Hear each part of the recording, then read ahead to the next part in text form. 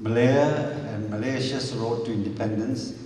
And I've teamed it around these two aspects, the paradoxes and ironies of nationhood. I would also like to take the opportunity to acknowledge the presence here of UTAR Vice President, Professor Lee Zewei, Professor Stephen Leong, and also visiting Professor Wu Xiaoan of Peking University, from Veda's History Department, who all accompanied me and my wife to Kampala. UTAR Professor Stephen Leong was my history professor at University of Malaya.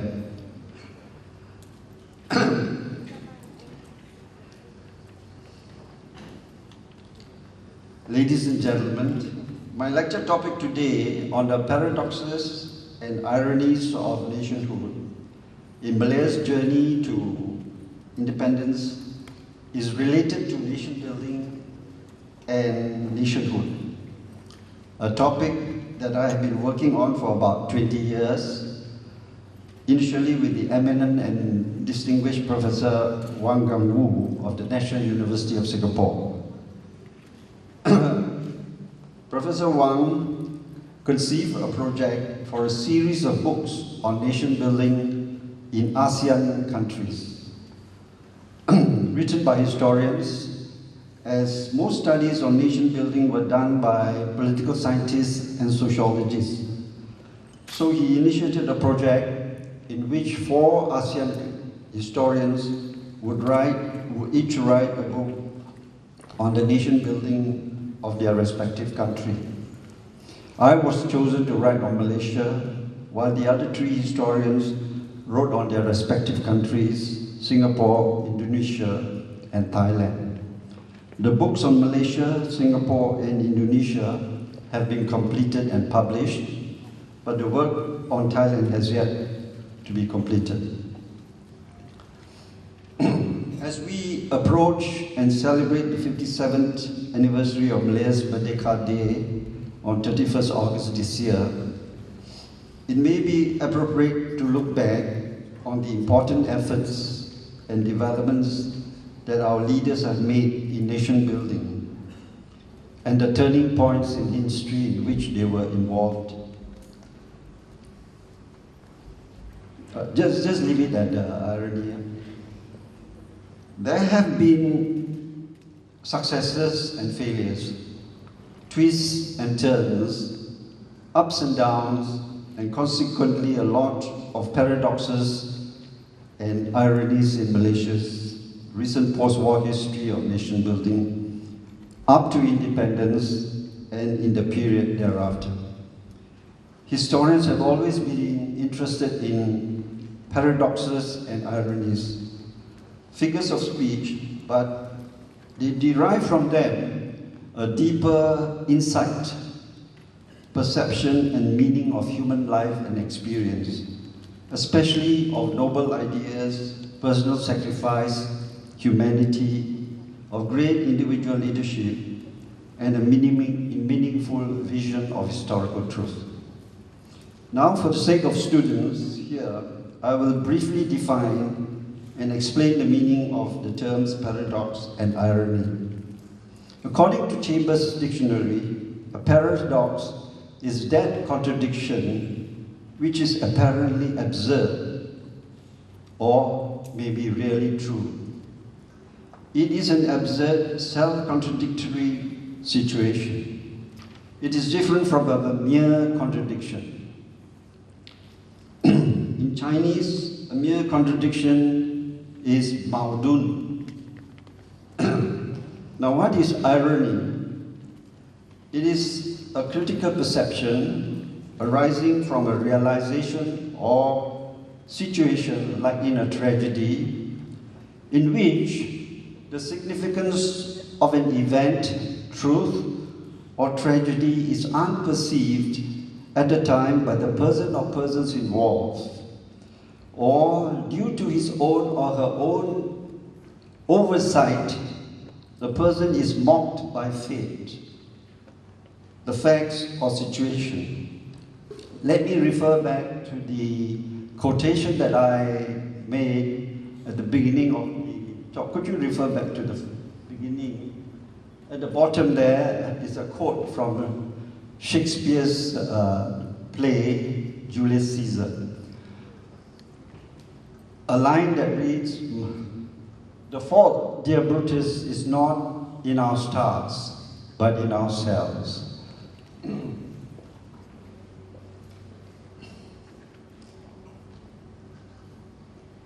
There is a time in the affairs of men when taken at the flood leads on to fortune. Omitted, all the voyage of their life is bound in shallows and miseries. A very apt quotation on the themes that I'm talking about. An example of irony is in the ancient Greek drama Oedipus, a tragedy in which Oedipus, despite being forewarned cryptically of his forthcoming dark fate by the oracle or soothsayers in the cave of Delphi, Oedipus, usually the oracle conveys a prophecy in the form of riddles which had to be deciphered or interpreted. And after hearing his forthcoming dark fate in the form of riddles, Oedipus unknowingly kills his father, the king, becomes the king, and unknowingly marries a woman who turns out to be his mother. So we have this very famous complex called Oedipus complex, which is really a son's infatuation of his own mother. When Oedipus finds out the horrible truth and realizes what he has done, and how fate has played a cruel trick on him, his life ends in tragedy. You must read or watch this beautiful and moving Greek drama to appreciate its great dramatic power and meaning. In my talk today, I will focus on nation building, on the nation building of Malaya and Malaysia from the post-war period after the, can you move to the next one? After the Second World War in 1945, until Singapore's withdrawal from Malaysia in 1965. I will discuss the efforts of Malaya's national leaders to create an integrated and united nation state out of a multi-ethnic society, out of a complex and paradoxical situation of racial and cultural differences in which ethnic pluralism rather than homogeneity is the norm. This is an absurd, paradoxical situation. Consequently, the social forces produced from the actions of these national leaders or individuals result often at variance with and sometimes opposite to the results which they themselves intended. Ironically, some of these national leaders were often caught in a web of their own absurd, paradoxical situation and were unable at the time to perceive the significance and outcome of the situation or how their own fate would turn out. And in the end, they seemed to be mocked by fate. Others, however, by a twist of fate, far from falling in the ashes of defeat or falling down further, they have arisen like the phoenix to greater heights of glory and success on behalf of the nation. These paradoxes and ironies will show us that the tasks and goals of nation building were not easy and entailed much personal sacrifice, struggle, risk, ambition, and reputation.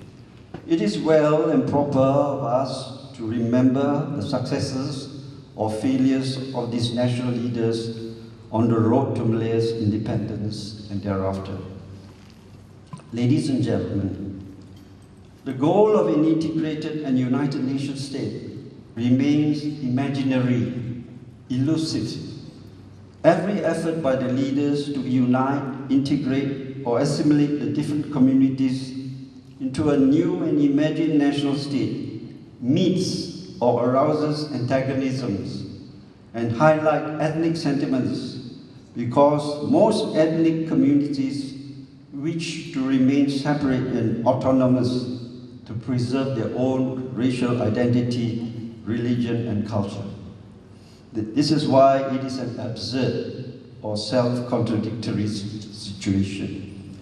It is easier to unite people of the same race, religion, and culture. In a nation state, according to political scientist Reinhard Bendix, all citizens in principle possess and enjoy equal rights before the sovereign national authority.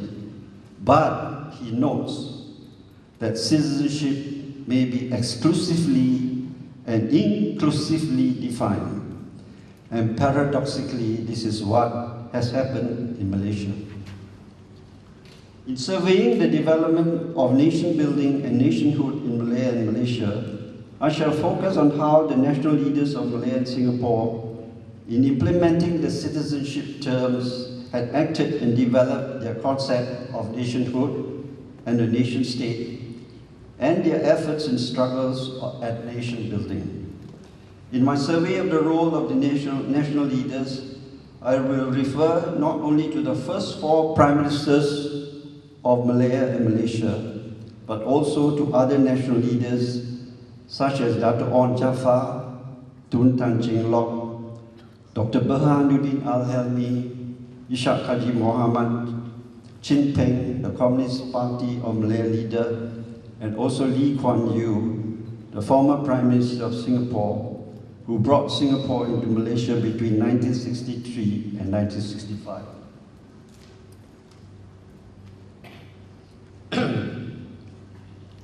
Firstly, we need to acknowledge that there have been in the past and continue to be in the present competing notions of what kind of imagined nation or community that Malaya or Malaysia should be. For the Malay nationalists, Malaya should be a Malay nation state. Malaya for the Malays, Malaysia for the Malays. While the non-Malay communities aspire for some kind of a multi-ethnic nation or Bangsa Malaysia, as enunciated in 1991 by Prime Minister Datuk Sri now Tun Dr. Mahathir Mohamad in his Vision 2020. Given the dominant position of the Malays, Malay nationalism has been the most assertive and aggressive in pressing its national agendas and making its demands. The centrifugal and centripetal forces of nationhood are constantly in conflict between Malay ethno-nationalism and multi-ethnic Malaysian nationalism, including the nationalisms and communalism of the indigenous communities or Bumiputra in the East Malaysian states of Sarawak and Sabah. If we look at the role of the first 4 prime ministers of Malaya and Malaysia, they all upheld and worked the social contract of 1955 and 1957 and attempted to juggle and balance the communal demands and interests of the respective communities. The social contract was a system of power sharing and recognition of the rights and privileges of Malays and non-Malays constructed by the UMNO-MCA-MIC Alliance Party in 1955 and 1957. In return for citizenship, could you turn to the other one?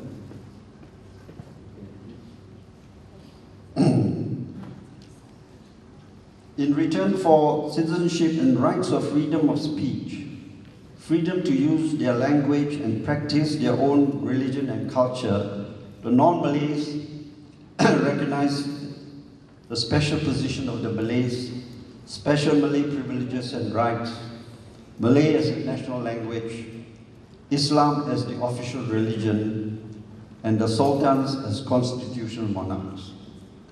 These terms were eventually enshrined in the federal constitution and officially adopted on the achievement of Malaya's national independence. Ladies and gentlemen, achieving independence was one thing, but building a nation was another, a task which is still ongoing. Paradoxically, every one of the four prime ministers, Tunku Abdul Rahman, Tun Abdul Razak, Tun Hussein On, and Tun Dr. Mohammed. Can we turn to the next one, please? Yeah, thank you. Started off their political career as an exclusivist Malay nationalist, advocating Malaya for the Malays, but ended up as an inclusivist Malaysian nationalist. In implementing the policies with each of the communities, each Prime Minister had been influenced, firstly, by the extent of the political support he received from his own party, UMNO. When his own position in UMNO was weak, he had had to rely on the non-Malay component parties in the alliance or in the Barisan Nasional, which replaced the alliance, for support of policies to offset his lack of support within UMNO, as happened particularly to Prime Minister Dr. Mahathir Mohamad when UMNO was split into two factions and then was declared illegal by the High Court in 1987. He was a Prime Minister without a political party. There is without doubt a great touch of irony in the exit and fall from power in September 1970 of Malaya and Malaysia's first Prime Minister, Tunku Abdul Rahman, after the 13 May 1960 racial riots. The Tunku had tried to juggle and accommodate demands of the respective communities. He walked a political tightrope. While protecting crucial Malay rights, he also protected crucial non-Malay rights, especially the Chinese rights to have independent Chinese secondary schools. He achieved success up to a point, but the 13 May riots damaged his reputation. He was a friendly and a generous man with a multiracial image. At an UMNO general meeting in September 1970, held to mark his farewell, UMNO gave him a cold reception, which amounted to a rebuke. According to his biographer, UMNO made him feel rejected, unwanted, and unwelcome. There was little applause after his speech, and he left the hall almost unescorted. Despite his major contribution to nation building, there was a touch of irony in his fall from power. Earlier, in 1951, a similar twist of fate and touch of irony had struck Dato' On Jaafar, the first president of UMNO, who wanted to open the doors of UMNO's party membership to non-Malays. And he also wanted qualified non-Malays to be given federal citizenship. But his party, UMNO, was reluctant to accept his proposals and his ideas, and he was forced to leave the party. Now, we should remember that Dato' On had begun his career in UMNO by being on the side of exclusionary Malay nationalism, advocating Malaya for the Malays. Dato' On wanted to transform UMNO itself into a multi-ethnic Malayan party, but he failed. His proposal at the UMNO meeting was first received with a stunned silence, and when he was put to a vote, was unanimously defeated.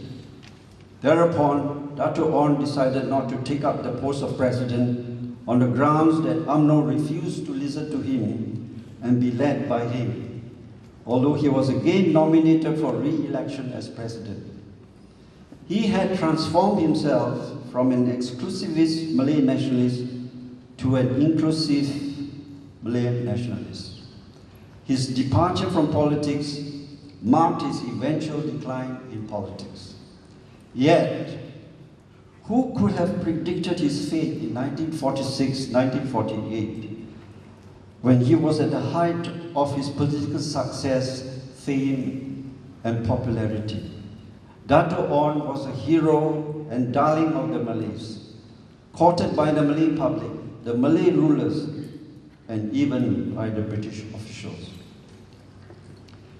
There are also other national leaders on the side of opposition parties who have, in their own way, struggled for national unity and for multi-ethnic and multicultural and a multicultural nation state of Malaya and Malaysia. Their ideas and struggles have ironically led to sacrifice, defeat, and tragic losses in human lives.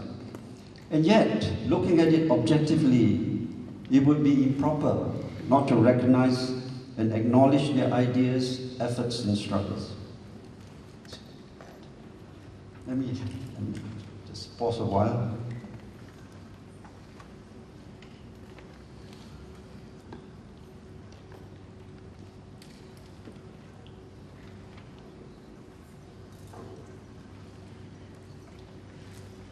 At the time when Dato' On and UMNO campaigned and successfully got the British to scrap their Malayan Union constitutional plan and replace it with a Federation of Malaya plan, a plan that was more in line with the demands of Malaya for the Malays, which was favorable to the Malays and the Malay rulers.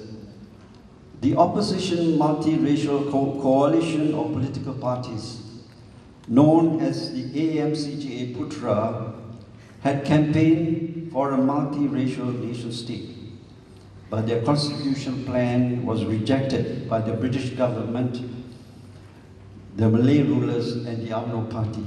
The AMCGA, which stood for All Malay Council of Joint Action, was led by Tan Cheng Lock, who later became the president of AMCA. While Putra was a coalition of Malay political parties and organizations under the Malay Nationalist Party led by Dr. Burhanuddin Al-Yalmi and Ishaq Haji Muhammad. AMCGA Putra was the first interracial alliance of any consequence in this post-war period. In contrast to UMNO's slogan of Malaya for the Malays, AMCGA Putra urged equal rights for all who regarded Malaya as their real home and as the object of their loyalty. The Malay rulers, they advocated, should become fully sovereign and constitutional rulers. They also agreed that Malay should be the national language and that citizenship should be equivalent to nationality. They even went further than UMNO and suggested that the Federation of Malaya be given self-government with a fully elected legislature. Owing to the insistence of the Malay nationalists in the MNP, the coalition recommended a nationality to be called Melayu, the name of the Malay race. And after much debate, it was accepted by the AMCGA, led by Tan Cheng Lock. So if the proposals had been accepted, we would today be known as Melayu. The rejection of the AMCGA Putra proposal by the British government led the coalition to organize a 2-day-long nationwide campaign of protest called the Hatal, a combination of industrial strikes and a boycott of goods, but it was unsuccessful. At the same time, time, the country was hit by a spiraling cycle of strikes and industrial violence at factory sites and rubber plantations, which eventually led to the murders of factory managers and European planters. The British government blamed the violence on the semi-legal Communist Party of Malaya, led by Chin Peng, its Secretary General. As some of the party's trade unions were involved in the violence, although this was denied by the party, the government declared a state of emergency. It began a crackdown on the trade unions by arresting their leaders and banning their organizations. Although the government did not act against the CPM directly and immediately, the CPM felt threatened and called on its members to take up arms to escape to the hills and jungles. Soon after, the government banned the CPM, and the party began a 41-year armed communist struggle which did not end till 1989. And yet, ironically, this armed struggle, led by Chin Peng, turned out to be a catalyst to Malaya's achievement of independence on 31st August 1957. It was Tunku Abdul Rahman, Malaysia's first Prime Minister, who paid the communists the following tribute by recognizing their role. Can you turn on next slide? I don't know whether you can read it, but I will read out the passage from the Tunku's tribute, which is found in his memoirs entitled Lest We Forget. The book was published in 1983. The Tunku wrote, "Just as Indonesia was fighting a bloody battle, so were the communists of Malaya, who too fought for independence. With the difference that the communists were not the indigenous people of this country, and they were fighting to set up a communist regime, which the believers in the faith of Islam could not support, nor could those orthodox people who believed in democracy and freedom. So, the struggle for the independence of this country was carried out by the communists alone, and they fought a subversive as well as a shooting war, losing many of their men, and at the same time, killing many of our men and the Commonwealth soldiers. The battle continued for 12 years and would have gone on had the British government not yielded to our demand for a general election as a step towards independence. This was indeed a generous acknowledgement and tribute to the communist role in the achievement of independence, from Bapa Kemerdekaan, that is father of independence, and Bapa Malaysia, father of Malaysia, the two titles which have been given to the Tunku. The Tunku himself had made the paradoxical effort to establish a Malaysian nation state based on pluralism, based on multilingualism and multiculturalism. This was in direct opposition to the exclusivist agenda of a Malay nation state, advocated by the Malay nationalists in UMNO and in PAS, Party Islam. For instance, the policy to continue multilingual primary schools within Malaya's national education system, including independent Chinese secondary schools, was initiated under the Tunku's administration. This policy has been retained by succeeding prime ministers till today.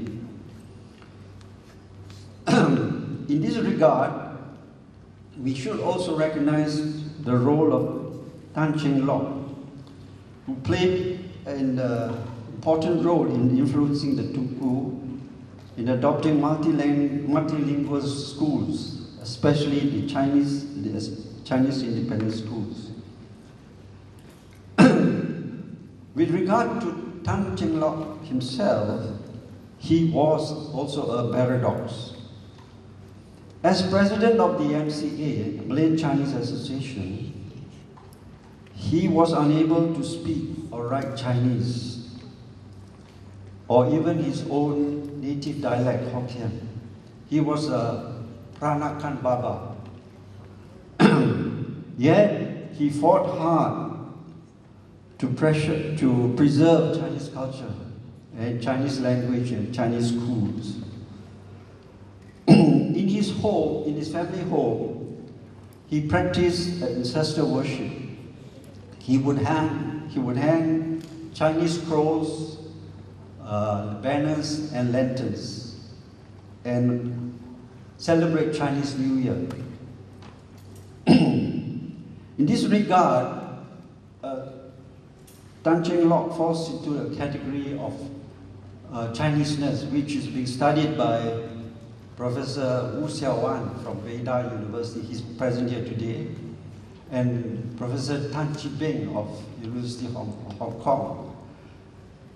They are both studying different aspects of Chineseness of those Chinese who live outside China. Chinese Americans, Chinese Australians, Chinese Malaysians. And from what I've read of their findings, these Chinese are no less Chinese because they do not speak Chinese or write Chinese. So it's a very interesting phenomenon and being studied by these two professors. Let me now come to my final part, the formation of Malaya, which led to Prime Minister Tunku Abdul Rahman's merger and incorporation of Malaya, Singapore, Sarawak, and North Borneo, now known as Sabah, into Malaysia in 1963. And then in 1965, it was followed by Singapore's departure from Malaysia. Ironically, by a twist of fate, predominantly Chinese Singapore's departure from Malaysia had resulted paradoxically in Malaysia having a majority of the Malay and Bumiputra population. When Singapore remained within Malaysia, the racial composition of Malaysia was fairly equal between the Malay and non-Malay population. The formation of Malaysia has allowed the UMNO party to extend its influence and control of the territories of Sarawak and Sabah. UMNO leaders, in my view, in the federal government today have the Tunku to thank for this development.